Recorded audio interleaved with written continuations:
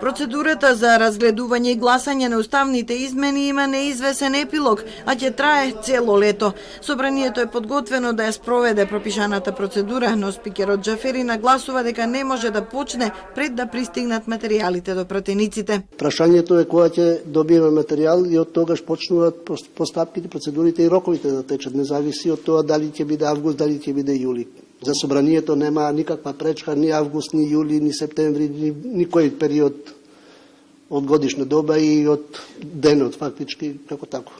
Уставните измени ќе бидат ставени на посебна седница, а собраниската дебата ќе трае 10 дена. И од приемот до седницата мора да поминат минимум 30 дена, затоа што во тие 30 дена, максимум 10 дена треба да работи комисијата, која што треба да заврши 8 дена пред денот предвиден за одржување на седницата и кој ќе се оберете деновите, испаѓа 30 дена треба да имате од свикување до одржување на седницата и на сама седница после максимум 10 дена трае дебат.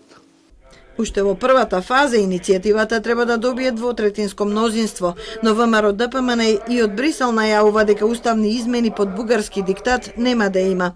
Председател Христијан Мицкоски, кој заедно со подпредседателите Тимчо Муцунски и Александар Николовски имаше средби со представници на Европската народна партија и на ЕУ, вели дека отишле за да ги презентираат своите позиции и аргументи. Нема да прифати никаков договор кој што ќе биде под бугарски диктат. Тоа е основната и суштинската порака која што овде во Брисел ја пренесовме, ќе продолжиме да ја пренесуваме, а која што се темели на нашите факти и аргументи.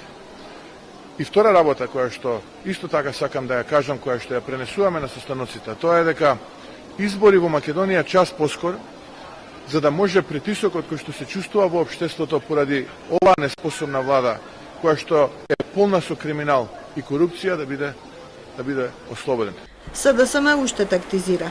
Синоќа извршниот одбор донел заклучок дека дијалогот со ВМРО ДПМН треба да продолжи.